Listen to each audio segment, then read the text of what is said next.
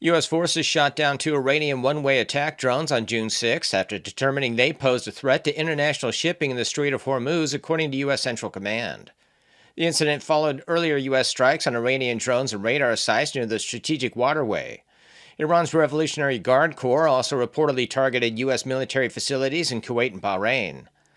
The confrontation comes amid a fragile ceasefire and ongoing U.S.-Iran peace negotiations aimed at ending a conflict that has disrupted global energy markets and contributed to rising fuel prices. Pakistan has also stepped up diplomatic efforts to encourage a lasting settlement. According to reports by NBC News and the New York Times, the Pentagon's Defense Intelligence Agency has elevated concerns about Israeli espionage, reportedly classifying the threat as critical amid tensions over Iran and Lebanon. The assessment allegedly cites efforts to gather intelligence on senior U.S. officials, including key figures involved in Iran negotiations. U.S. officials expressed concern that Israeli intelligence activities have become unusually aggressive, while the White House called the reports false and Israel's embassy dismissed them as politically motivated. The allegations come amid growing disagreements between President Trump and Prime Minister Benjamin Netanyahu over Iran diplomacy and Israeli military operations in Lebanon.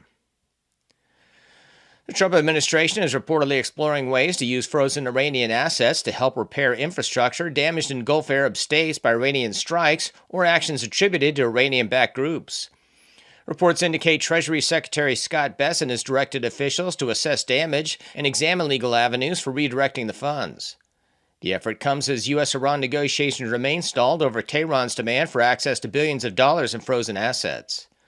Iranian officials insist the money belongs to Iran and have called its release essential to any agreement, while Washington has publicly rejected those demands despite earlier reports of limited asset releases. New reporting has raised questions about the handling of the murder of 18-year-old Henry Novak by Hampshire police. Body cam footage showed officers handcuffing Novak after he had been stabbed by Vikram Digwa while initially downing his injuries. According to The Times, police first issued a statement implying Novak was the aggressor before withdrawing it following objections from his family. The force also considered issuing a public warning about alleged misinformation during the trial, but the Crown Prosecution Service opposed the move, citing concerns about preserving the trial's integrity. The case has since become part of a broader debate over online misinformation and censorship. British Deputy Prime Minister and Justice Secretary David Lammy argued that equality before the law does not always require identical treatment of all ethnic groups, citing differing outcomes in the criminal justice system. His comments followed debates surrounding the death of 18-year-old Henry Novak and police policies on racial equity. Obviously, since the early 2000s and post-Brexit, migration has come down, but murder has come down too, actually, in our country. And two, the young man who perpetrated this crime was a Brit, born and raised in this country. So nothing to do with mass migration. Australian Prime Minister Anthony Albanese defended the AUKUS submarine agreement, saying it remains full steam ahead despite renewed criticism. We won't be taking advice on defence from the Greens political party with respect. What we'll be doing is providing Australia with the defence assets that we need. Sunday, President Trump ended an NBC Meet the Press interview with host Kristen Welker. Let's talk Your about elections in this country. We're like a third world country. But, sir, your elections are crooked, and you're crooked, and Meet the Press is crooked, and so is ABC and CBS and CNN. But, Mr. President, you're one-sided crooked networks. All right, let's call it quits because I've had enough. This has been James O'Neill for The World Today.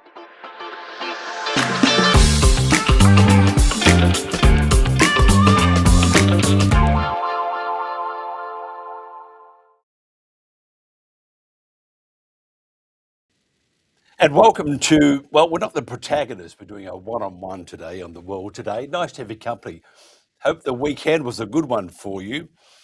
And this is a doozy. I mean, at least we have some sort of freedom here, some sort of, I don't know about a justice system, but it resembles one at times.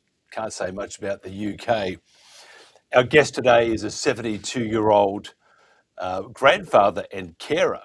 He is also a prominent Jewish socialist activist, a writer and trade unionist. Tony Greenstein has a track record of opposing racism, fascism, colonialism, and imperialism. He co-founded the Brighton and Hove Committee Against Fascism and Racism. In the 1980s, he was on the Executive of Anti-Fascist Action. He then went on to co-found the Palestine Solidarity Campaign, which is the PSC in the UK, now the largest national Palestinian solidarity organisation of its kind in Europe. Now, recently, Tony found that his bank, I think it's pronounced Santander UK, had frozen numerous accounts of his and that of the Brighton Trust, and that's a registered charity which supports a kindergarten, the Tafawk Children's Centre in Jenin, in Palestine. Now, this is not the first time Tony has been debanked. Tony's opposition to the genocide in Gaza has led to charges against him for inviting support for terrorism under Section 12 of the UK's Terrorism Act. This offence carries a possible sentence of 14 years in prison. He is being prosecuted solely for writing in solidarity with the Palestinian struggle against apartheid, siege and, of course, genocide. This trial commences on August 18. Unfortunately, Tony's case cannot be separated from the wider political movement. More than 2,700 people have been arrested for stating their support for Palestine action under the UK's Terrorism Act. We're going to speak to Tony today about the injustices also occurring in the UK before our very eyes. Tony, thanks for joining us. Yep. Good morning. Good morning. I was actually, because you've been a regular with us, and I was quite shocked at the UK wanting to shut the F up of you. You've spent a lifetime opposing injustice, including Palestinian injustice. Can you give us some history of your work and just tell us why we need to be so fearful of you? Well, I don't think you do need to be fearful of me, but clearly there are sections of the establishment, and in particular the Zionist wing of the establishment, which doesn't like anti-Zionist Jews because they claim to represent all Jews. So there is a problem on that score.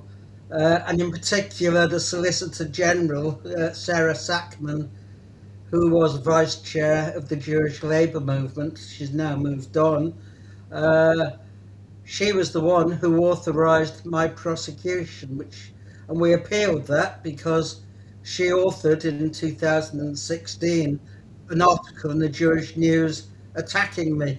But the Court of Appeal, in its wisdom, decided that despite having had a personal stake in the affair, what she did in consenting to my prosecution was perfectly in order. So that's really the bare bones of it. But yes, I've been involved for a long time in a different range of activities, whether it was squatting in Brighton as a student activist and vice president of my own student union. I supported British troops out of Ireland and the unification of Ireland, and anti-fascism and anti-racism in its various guises. So yes, I've been active politically for most of my adult life. Good on you. After all, we do live in actually we don't live in a democracy. So you can say what is not going to upset the government, of course. Of course, you regarded, I mean, I see that you're funding, you're looking after a kindergarten. I mean, truly that just scares the crap out of me. You must be so evil that you're looking after children. What you need to be doing, I was talking to Jen today about this, it would seem though that if you support the killing of children, you're okay. If you don't support the killing of children and you don't support genocide at all, then you're not okay. And it sort of seems arse about, doesn't it? Well, that's the morality of British imperialism and Zionism. I mean, in Israel in 2021, prescribed as a terrorist organisation, Defence of Children International, the Palestine wing, and it held it was a terrorist organisation, although all it did was defend the interests of children in Palestine, but it alleged that it had connections to the Popular Front for Liberation of Palestine, or some of its supporters were also involved in the organisation. So although none of its activities were criticised, it was a kind of guilt by association, McCarthyism really. And the British government, which allegedly or on paper supports a Palestinian state in the West Bank, in practice supports Israel's military occupation. And the occupation has been, well, it wrecked the Tafawk Centre. It destroyed it in January 2025, having wrecked the interior of it twice before. And it's under severe military harassment now in Jenin city. We are probably the major funder for that centre, not the only one, but the major funder. And at the moment, our funds have been frozen by Santander, which is a Spanish bank operating in Britain. So despite the support of the Spanish people and even the Spanish government for the Palestinians, the Santander Bank is taking a very diametrically opposed view. And I have no doubt it's been constrained by the money laundering legislation and the other regulatory laws which allow the state almost unprecedented powers. And it's a question of legislation creep, really, legal creep. Laws passed for one purpose to deal with money laundering, financing of terrorist groups and so on, is now being employed for an entirely different purpose, which is to clamp down on Palestine Solidarity, including the funding of a kindergarten. So that's pretty outrageous. And of course the banks can't tell you who's contacted them, what they've said, what the allegations are, or anything else. So it's Kafkaesque, really. It's it is woeful, but you're not alone, because you have, I think there are 2,700 others that are Over 3,000 now. Yeah, and that's just it does say a lot about how we should be enjoying democracy. And if you can find a place where we can do that, please give me a hoy, because at the moment it's not happening in your country. The timing of this. It would seem the timing is to ramp up the pressure on you prior to your day or days in court. Would you agree? Yes, that's right. Yeah, of course it is. So if it's a Spanish bank, do we have intergovernmental, not control here, but intergovernmental, a partnership of sorts that, and I always thought that the Spanish government would have been a bit different, but obviously they're not. Or is this just because of a regulatory condition of a foreign bank being in the UK that they do as the UK says? If that's yes, it is, yes. So yes. Is it the UK then, the UK government, who have decided that we're going to throw you in court? And just reading about what you do and the good that you do, I don't think it'll be a very long trial. I think it'll probably be almost thrown out. What's your views on that one?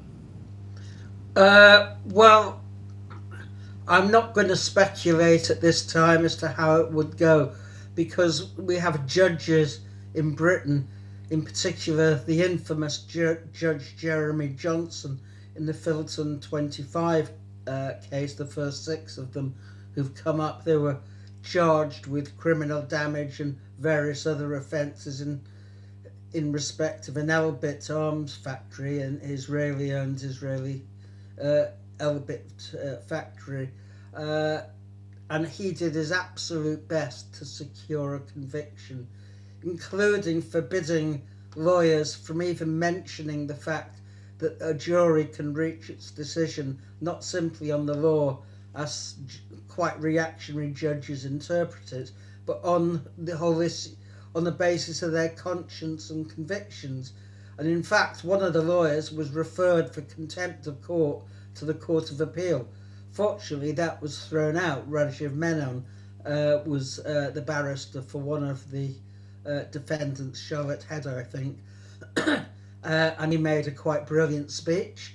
And the result of that and the collective defence effort was that nearly all of the charges were thrown out, in particular aggravated burglary, which carried a life sentence with it, a possible life sentence. So, although they secured acquittal on most of the charges, 4 of them were found guilty of criminal damage, and 1 was found guilty of grievous bodily harm to a police officer, although he was acquitted of intent to cause grievous bodily harm.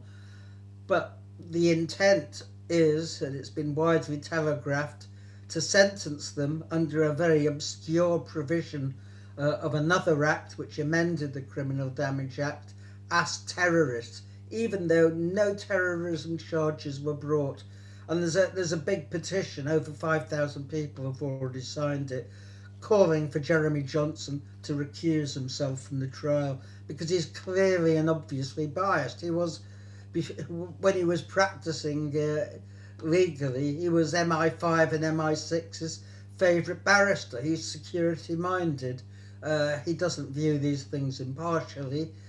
He comes to court with all the baggage, because our judges like to proclaim they're independent of the executive, but in reality our judges are as independent as a dog on a leash.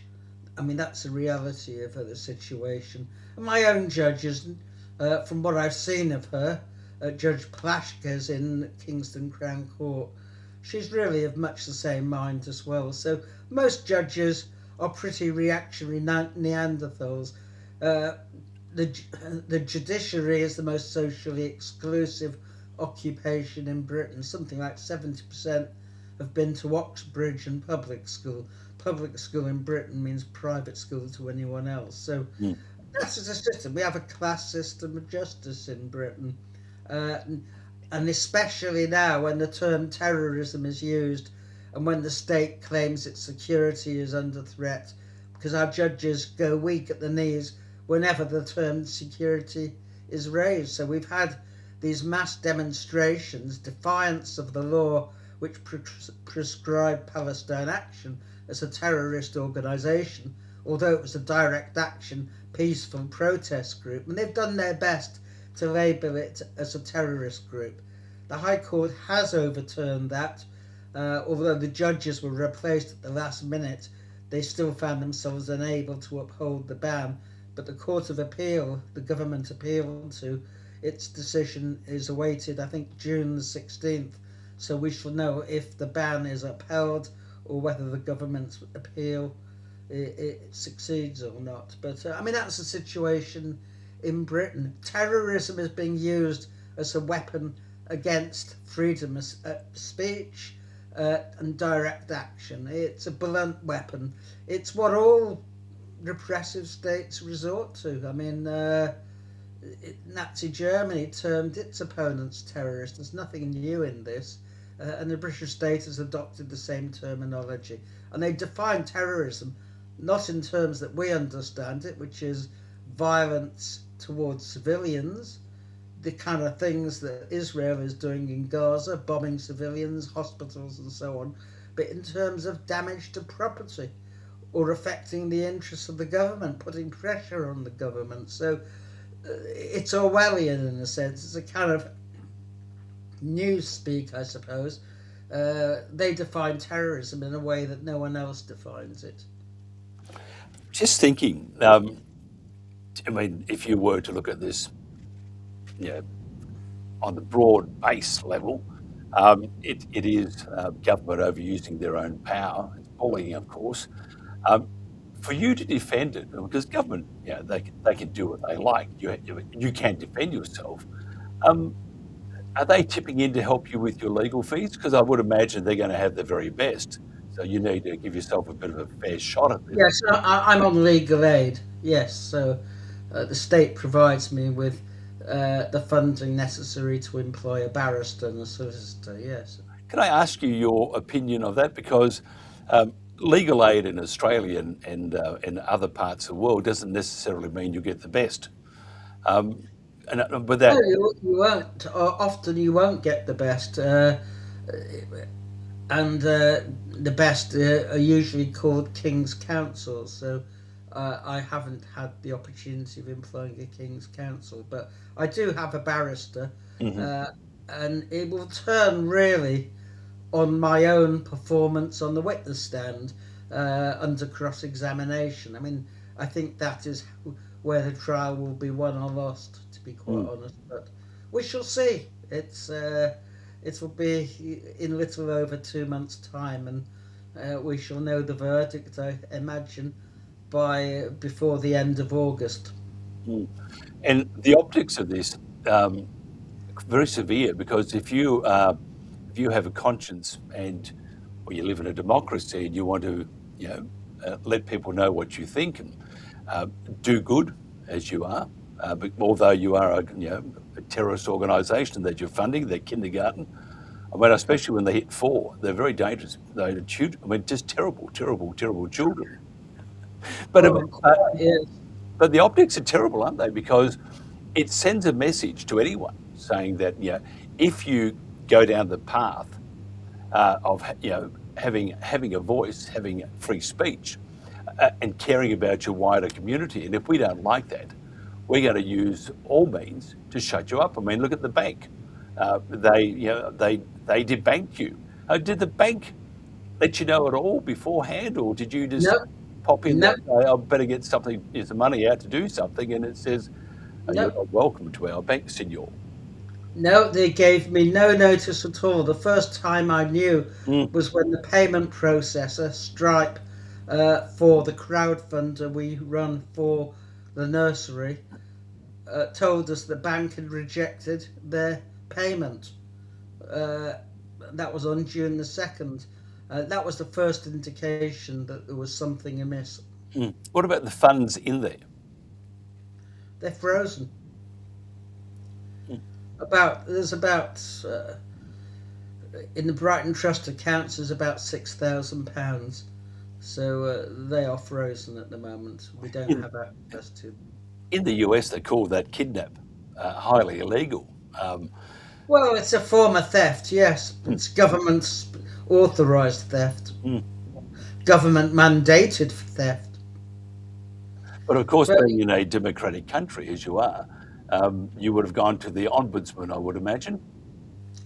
well, if you went to the Financial Services Ombudsman, you'd be waiting a year, and the Financial Service Ombudsman, in the 3 cases where I was debanked, found in favour of the banks. So the Financial Service Ombudsman is really nothing more than a toothless lapdog. In fact, in the case of Nationwide Bank, the Ombudsman's decision was not favourable. So what I did was I went to court to obtain restitution because they closed fixed bonds prematurely. You have a fixed bond, you put your money on the bond for a certain period of time, and the interest rate may go up or down, you may win or lose or whatever, but a bank just closed them prematurely. And when I said, well, you owe me the rest of the interest, and they refused to pay, the Ombudsman supported them. But I issued a claim in the county court, and we reached a legal settlement which was much to my favour. So the bank weren't prepared to fight it in court. How independent is the ombudsman from government wishes, direction, sentiment? Well, let's put it like this. They're not instructed by the government, but if they were at all independent, they wouldn't be there in the first place. So they're establishment minded. I mean, I've had previous experience. I mean,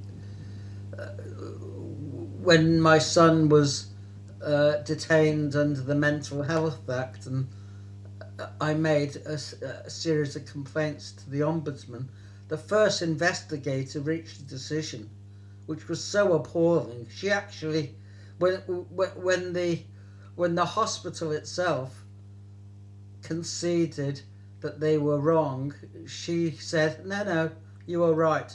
I mean, she was, again, a total lapdog, but I threatened legal proceedings and to go to judicial review, and they appointed a new investigator who upheld our complaint. But these people are not independent in any meaningful sense. They're also very badly trained as investigators, and it's not possible to have a dialogue with them. So they're establishment minded. I mean, they're in organisations which are nominally independent, but in practice, of course, they're not. Can you tell me, I'm a bit confused here. You've not been accused of terrorism, but inviting support for terrorism. As I mentioned, you donate to a terrorist organisation called a kindergarten. That itself is just horrific. I mean, as I said, 4 years old, they're just terrifying. Ask any parent. However, having said that, could you explain the difference? Inviting support for terrorism. Well, no, it's actually the charge is inviting support for a prescribed organisation. Prescribed organisations means they are terrorist organisations, and the organisation in question is Hamas. And I'm accused of inviting support for them.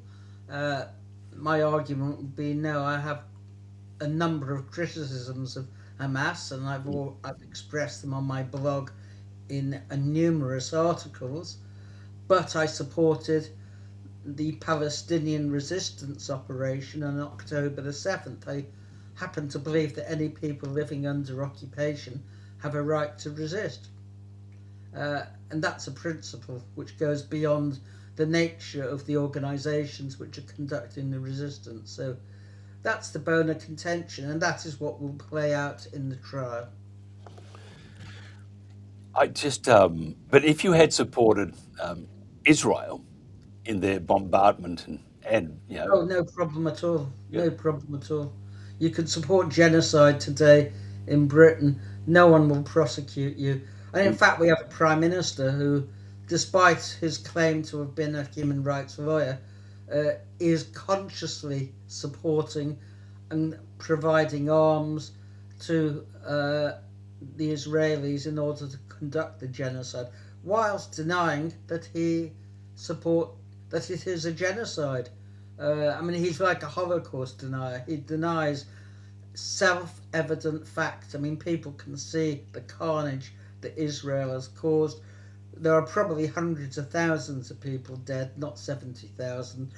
But regardless of that, 70,000 is a massive number, and he simply denies there's a genocide. And also, we have a law, the International Criminal Court Act 2001, which specifically renders it illegal to support or give aid to a genocide. But that has become inoperable. The police do not prosecute under it. It is simply disregarded. So we have a situation in Britain where certain laws are implemented and other laws are not. And that kind of behaviour is really reminiscent of police states, not democratic societies. I'm just again, I'm a bit confused here, and I'm doing this on purpose, by the way. A bit confused. I think, aren't we the West? It was based on Christianity. Am I right? Yeah. I mean, we got No, I don't think it is based on Christianity, although it's legitimised by Christianity. okay. But the Christian churches in Britain have almost unanimously said next to nothing about the genocide in Palestine. I mean, let's forget. I mean, the Americas were conquered with the Bible in one hand and the sword in another. Religion can give justification for virtually anything, just as the Jewish religion today is used to justify what Israel is doing. So religion is, it can be used in different ways. It reflects the society in which it's based. Religion very rarely stands out. So, I mean, the centre in Jenin is supported by the Quakers in Australia, believe it or not, and they've been very, very good. But Quakers in Britain are not so good, and other churches are far worse, especially the established church, the Church of England, which is really, it used to be called the Tory Party at Prayer, but it hasn't changed that much. I'm just because I'm just looking here. The reason why I mentioned that, because we see how they go on, Bible, for God. I mean, and by the way, I'm a Catholic, so I will go to hell when I'm talking to a Protestant, probably, and I'll go to hell for this one. But and that's an old thing I used to be told. But so I always assumed that I would go to hell when I was 5 years old. But it says in the Bible, this is the part I get a bit confused with. It's the 6th commandment: "Thou shalt not kill." Okay, so if they used the Bible and used God and Christianity as sort of a basis for the moral compass, I'm a bit confused because if I look at what's happening in Gaza, I see, and I do agree with you. There's probably many hundreds of thousands that have been killed, but you are right, 70,000 is a fair whack. But if you have, if you kill 2 people, innocent people, the sin is there. So I'm just thinking, where has the West, where has the UK, where has it lost the plot? Because they're not. I mean, I saw some mumblings at the start a couple of months ago, maybe 6 months ago, but really, there are no mumblings anymore. Donald Trump and Bibi have wielded the big sword, and they're all jumping to the attention of Trump and Bibi and a few other degenerates. But you are not allowed to kill. Thou shalt not kill. But it depends, you see. That's right. And it's so, has your country, I mean, okay, let's go one step further before you answer that. Okay, it's obvious that Keir Starmer is just full of shit. I don't mean to be rude there, I'm just going to say that. And that the support of Israel is appalling. But having said that, what about your opposition? Do you have Nigel Farage? Is he there saying, Tony, we agree with you, they should not be killing innocent people. You should not be committing genocide, which has been determined. You should not be doing that. I mean, these children, I saw a photo once, and I always get emotional when I think of it. I saw 2 pics. Father holding his son, top half, had a wide shot. There was nothing to the child below the rib cage. That in itself is one of the most graphic, revolting pieces of, I suppose, or an image that has stayed with me. And to me, that determines where the West is. We put up with it.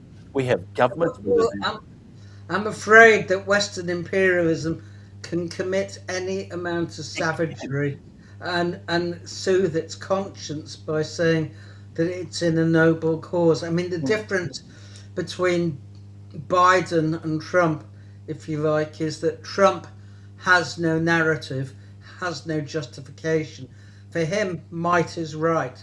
And that is really the difference. So he quite openly will go invade Venezuela, kidnap its president, and openly say that Venezuela's oil is the United States' oil. So thou shalt not steal doesn't seem to have affected him very much.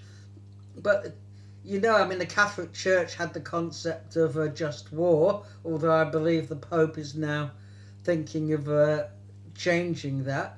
In the Jewish religion, thou shalt not kill was interpreted, and is certainly interpreted today by rabbis in Israel and outside, as meaning thou shalt not kill Jewish people. There are different penalties. It's not a capital offence to kill a non-Jew.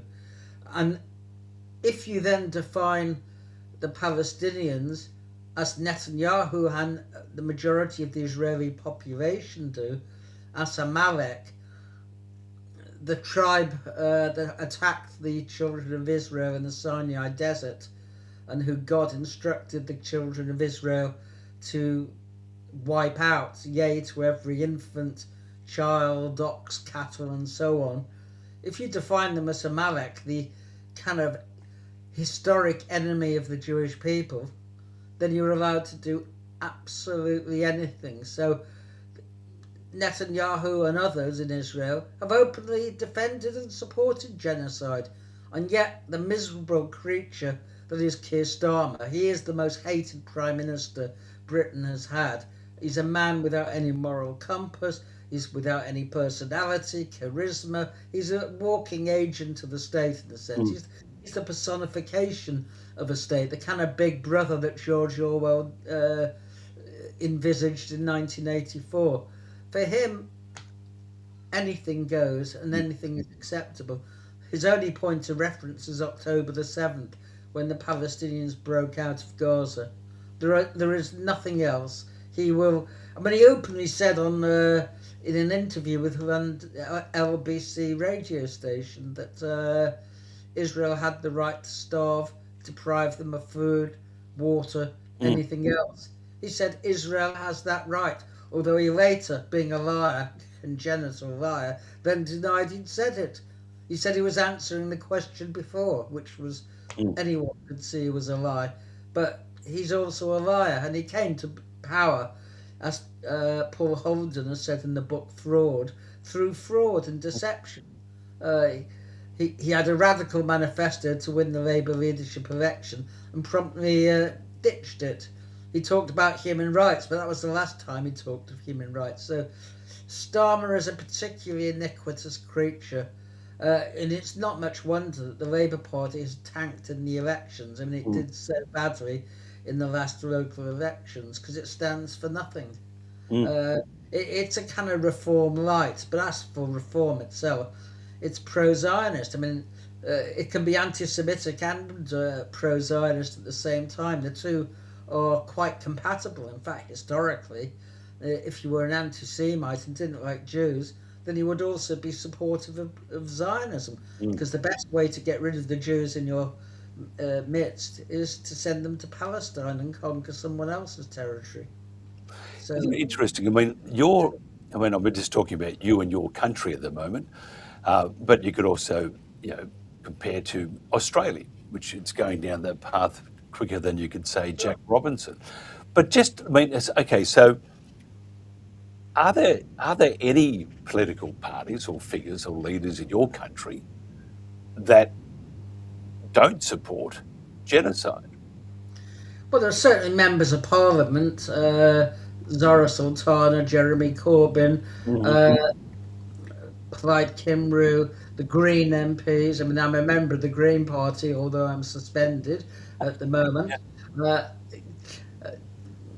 which is another story. But yes, I mean, there are political figures. There are some Labour MPs who also don't support the genocide, but most Labour MPs don't have a backbone. And as you can't get a spine transplant on the NHS, I'm afraid we're left with them as they are.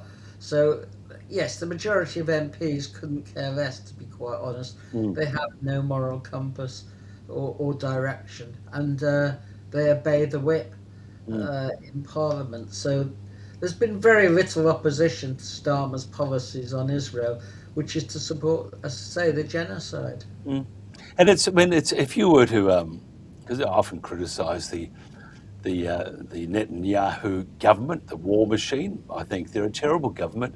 As soon as the world gets rid of them, the better off we are.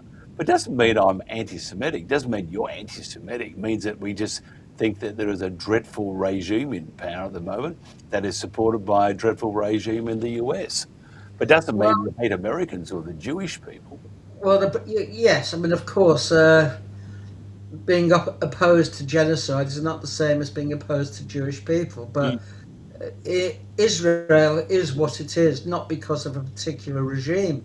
It's because Zionism aimed from the very start to settle and colonize the land and to dispossess the indigenous people. So whoever replaces Netanyahu, if he goes in the forthcoming elections, will not be any better. The opposition is no different to Netanyahu on all the major questions, I'm afraid. What about the okay? We've talked about the political gonads in the UK. They're not very big at this stage. Must be a cold day, which it probably is. But what about the media? Okay, and we're not just talking about legacy here. We're going to talk about independent media.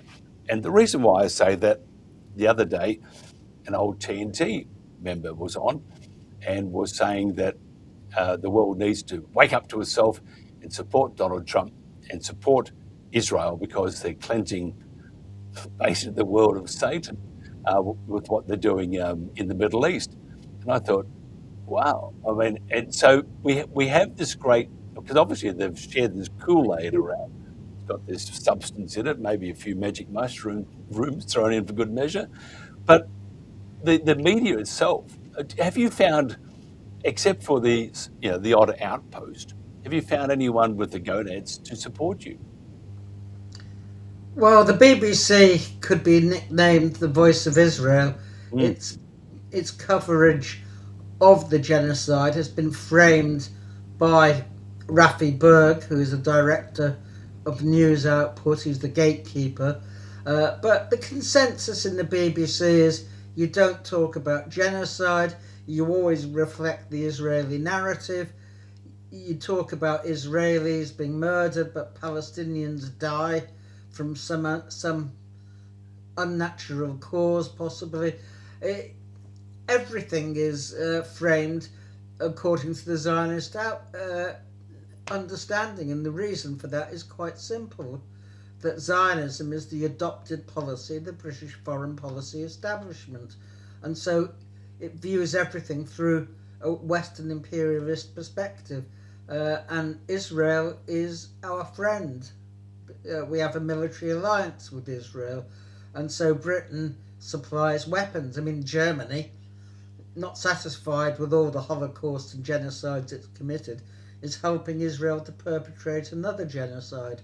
But maybe that's not unexpected. But I think that one of the key points is that throughout Western Europe, and indeed in America, public opinion has swung decisively in favour of the Palestinians and against the Israeli state.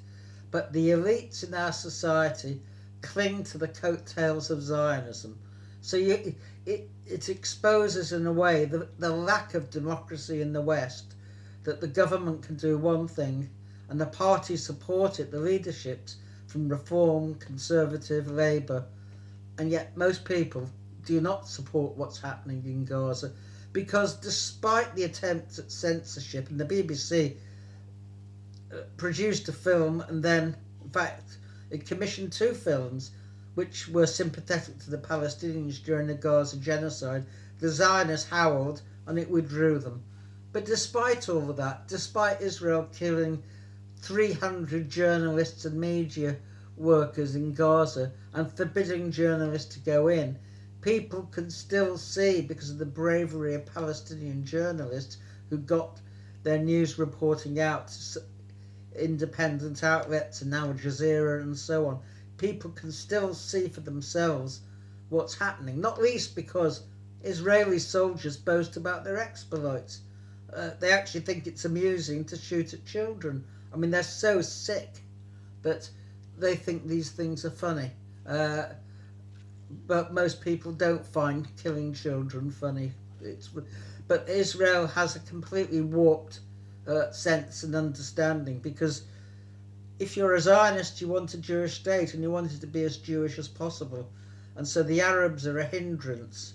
They're a guest.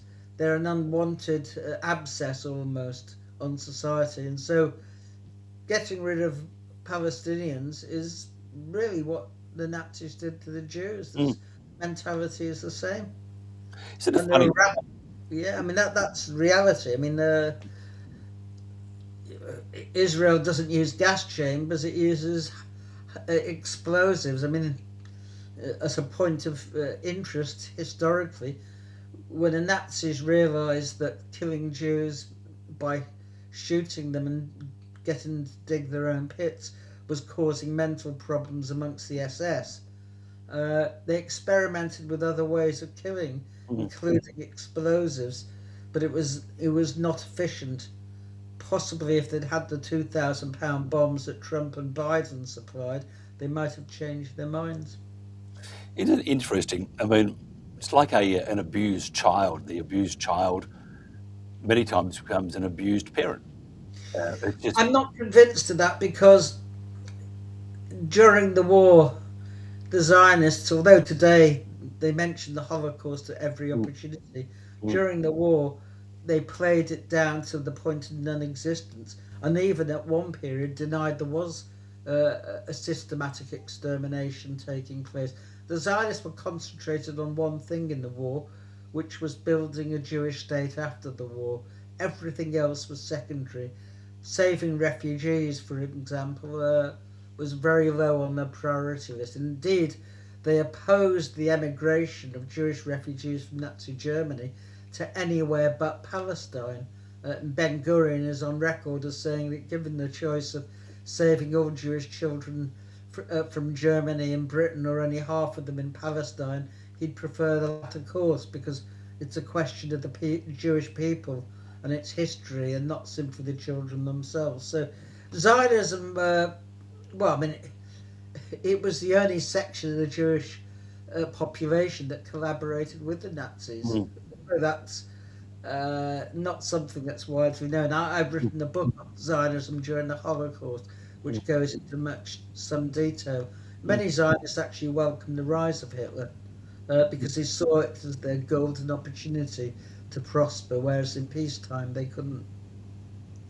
So that's the record. So I don't accept the abused child, because the Zionists were not abused. Tell me, in your opinion, will we ever have peace in the Middle East? You won't have peace as long as the Israeli state is still standing. So The Israeli state has got to go. I mean, the Zionist idea is a racist and a racial creed, which basically says that Jews in Israel are supreme, that they hold the whip hand, and they have a right to dominate the region, which is what the Iran war is about. It's about Israeli supremacy over the region, because Iran was seen to stand in their way, therefore it became an enemy. It's nothing to do with nuclear weapons. It is about regional domination, and because Iran didn't simply lie down and bow, if you like, before them, it was attacked. No other reason. But if Iran were defeated, then we have it on the authority of what is possibly the next Prime Minister, Naftali Bennett, that Turkey will be next in line. At the moment, Israel is engaged in, its military is in Lebanon, Syria, Gaza, and is attacking Iran. So, I mean, it's now engaging in almost permanent war. And this fits with the Zionist goal of a greater Israel, because Zionism traditionally talked about the land of Israel, Eretz Yisrael, not about a state of Israel, which is why Israel is the only country in the world which hasn't defined its borders, because it hopes to expand them further, and there's plenty of territory to conquer yet, up to the Litani in Lebanon, east to the Euphrates in Iraq, down to in the south to the Nile. So, I mean, it's got quite a way to go. Tell me about Palestine Action. Well, Palestine Action was formed in 2020 by Huda Amori and Richard Barnard, two Palestine Solidarity activists. And it was, I suppose, fed up with simply protesting and handing out leaflets, but actually not doing very much. And so they initiated a campaign of direct action against Israeli arms factories, including smashing them up and causing what some people would call criminal damage. And it was remarkably successful. It's closed at least 3 premises, including the factory at Oldham, and it's mobilised community to come out and support the protesters who are on the roofs of these places. But of course, Elbit has close relations, contracts with the British government, and they put pressure on the state to start to clamp down. And that is really what has happened. A lot of people in Palestine Action have been acquitted by juries, even though they're technically guilty, and despite the best efforts of the judges and the judiciary. And that is where it's at, really. There have been a series of judgments by the Court of Appeal withdrawing defences such as justification, because one of the defences was, yes, I'm committing a crime, but it's a lesser crime to prevent a greater crime. Just as you can break down a door, which would normally be criminal damage, if someone's inside the house burning alive. So you can destroy weapons in order to prevent the destruction of civilians. But the judges have ruled on various pretexts, such as remoteness, which is a concept in law, that you cannot use that defence. So that's the situation as we are. Palestine Action has been remarkably successful, and I have to say, I think the banning of it by Yvette Cooper, the nauseous Home Secretary, who's now Foreign Secretary, was probably a political mistake, because what it did was galvanise support for Palestine Action amongst people who didn't necessarily support it, but supported their right to take direct action, and it was seen as the front to the very nature of democracy itself.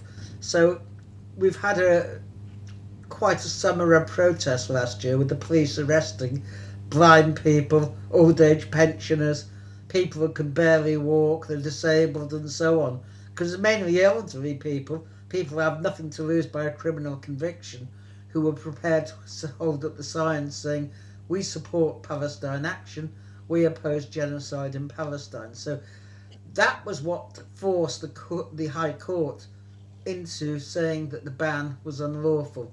Whether the Court of Appeal uphold that, we shall see.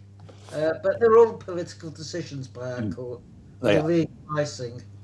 So, if it remains a criminal offence to be a member then of Palestine Action, express support for it, display its symbols, it can carry penalties up to, I think it's 14 years in prison. The question is, okay, will they need to disband? But do you think that would happen? As you said, it may galvanise the whole thing. But at the moment, to show any sort of support for Palestine Action, you can find yourself in a fair amount of hot water. Do you think it'll become then an underground sort of a group to be part of? Or is it just saying that the UK government says, you will not have any free thought or speech? And the natural reaction from the people is to say, bugger off, we can do what we like with our mind, and we can do what I like with our mouths, we can do what we like with our hearts. Well, it's a symbolic thing, because people are still taking action against arms factories. They just don't do it in the name of Palestine Action. So the action attacking Elbit factories, for instance, is still prosecutable under non-terrorist legislation. It's simply that if you call yourself Palestine Action, then you'll be prosecuted under the Terrorism Act. Actually, simply saying you support Palestine Action and holding up a sign to that effect carries a 6-month sentence, not 14 years. The provisions under which I'm prosecuted are different, and they carry a maximum of 14 years. So that's the lie of the land. But I mean, I think that the government took one step too far. Ironically, Yvette Cooper, as Home Secretary, when she was introducing the ban on Palestine Action, had appeared in the House of Commons chamber earlier that day in the colours of purple, which were the colours of the suffragettes. Now, the suffragettes engaged in a bombing and arson campaign that puts Palestine Action to shame. They attempted to burn down Lloyd George's house. He was the Prime Minister. They attacked cabinet ministers. They burned down racecourse grandstands. They poured acid in post boxes and injured a number of people. And I think they actually killed 4 people. So Yvette Cooper was happy to identify with the suffragettes a century later. And so the people who were classified as terrorists at the time have historically become heroes. And that's often the case. The terrorist of yesterday is the hero of today. So I don't see any difference with Palestine Action. And these narrow-minded judges will disappear into a footnote of history at best. Looking at what's happening to you in August, and looking at what's happened to others, looking at what's happening to the UK, what should ordinary people know about UK justice? Or is that just a figment of their imagination? What we call the judge in the Filton trials Injustice Jeremy Johnson, because that's what he is. He stands for injustice, not justice. And in the UK, the Starmer government has made a concerted attempt to hand more powers to the police to clamp down on demonstrations and the right to protest. So we have a very anti-democratic government in power, and they're a continuation of the Conservative government before them. Despite promising change, Keir Starmer has in fact effected no change whatsoever, and that's the lie of the land in Britain today. But I don't think it's just Britain. Throughout Europe, there's been an attack on democratic rights. I went to Germany at the beginning of April, I think it was, and I spoke at the demonstration outside Stanheim prison or courthouse, where the Ulm Five, very similar to Palestine Action, are on trial. And in my speech, I said, I finished with, "From the river to the sea, Palestine will be free." And almost immediately after, the German police detained me, because apparently that's illegal in Germany. So it's not just in Britain, it's Europe-wide, this attack on democratic rights. And that says something about the society we live in, as capitalism goes into ever-increasing crisis. So any sign of opposition is fiercely clamped down on. When I spoke in Stuttgart, the police in Berlin are horrific in terms of the violence they use against Palestinian supporters. That's today, but I mean, as I'm happy, we'll be happy to point out, if they ever do charge me in Germany, that the German state's support for Israel is really no different from the support the Nazis gave to the Zionists, who were the favourite Jews of the Nazi party and government at the time. Also in Queensland, we have the same law. And in fact, day one of it, a couple of people wore the T-shirt, "From the river to the sea," and not too sure if they've been released yet, but they were, again, violent people. I mean, one was an 18-year-old girl, but her mouth, she's terrible. She's terrifying. And her boyfriend, I mean, he had whiskers, so he obviously was testosterone fueled. But it does say a lot about where we're heading. It doesn't show that they're relenting at all, does it? No, I mean, society has become more repressive, and our politicians, whatever colour they fly in, really adopt the same policies. And if reform were to come to power, we can see an increase in the level of repression. I actually don't think they will, but although they're leading in the polls at the moment. But yes, there's if you like, as society becomes more repressive, as our rulers become more desperate, and that's why we're seeing wars across the Middle East now. It's almost permanently in conflict, and Israel is the attack dog of the United States. So whatever disagreements between Netanyahu and Trump, at the end of the day, they're on the same side. Yeah, I totally agree. But to say not to trust Mossad is just terrible. I can't do that without laughing. What a creepy organisation that is. And that's another conversation. Tony, if somebody wants to find out about your books or find out about you, give you support for your upcoming case in, I think, August 18, how do they do that? Well, you can go to my blog, tonygreenstein.com, or there's one also on Blogspot. You can just Google my name and my blog will come up. You can contact me if you want a book at tonygreenstein104@gmail.com. And there's a crowdfunder, which again I'm using to raise for legal expenses because I intend to sue the pants off the bastards if I'm acquitted. Good on you. And I can't believe you're 72. I mean, you look like a young version of Donny Osmond. My wife says it's because I never had a proper job, so I don't want to dissent from that. I think all wives say that, so don't feel privileged by any stretch. Tony Greenstein, thank you so much for your time. I appreciate it. And nice to have you back again, too. You are part of Yes, our pop indeed. in every now and then. Give us your pearls of wisdom, and always appreciate it. We'll be following this, and I think the UK and I think the world needs to follow it because it's if you love your country and you love what it used to stand for, we do need to do a lot more than just nod your head and go, oh, well, glad it's not me, because one day it could very well be you. Tony? Yes, absolutely. Yes, you have to stand your ground, even if you have to pay a personal cost. I mean, I think that is important. And the older I get, the more determined I am. So thank you very much for this interview, and I hope everything goes well. Well, we're still alive, we're still breathing. One day I'm going to get you on with Dr. Frank Romano, who is always on the... All right, yes. And I mean, I said to him the other day, I said, Frank, you're gathering frequent flyer points for Israeli prisons, and he sort of laughed, but it is true. But he's also fighting the good fight, and I think we need to do that because the atrocities. I mean, if you doubt what we're saying, go and find a pic online. It could be greyed out or whatever, but try and find that pic, and you'll see the atrocities. Innocent children, men, women, they do not deserve what's happening at the moment. And as soon as we stop fighting, you should just roll over and die. That's my own opinion. Tony, I agree.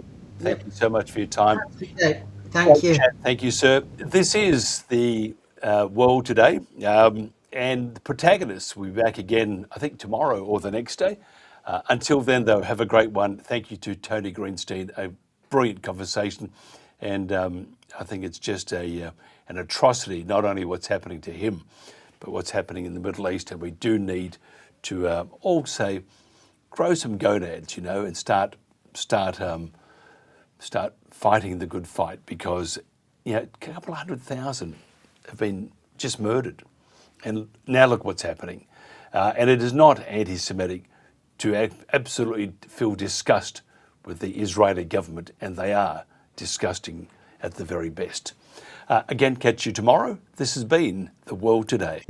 With your help, we can continue to fight for freedom, reach new audiences, and bring important information to the public free of charge. This is not possible without your generosity. Join our quest for the truth and our freedom and donate today, telling it as it is. This is today's News Talk, The World Today.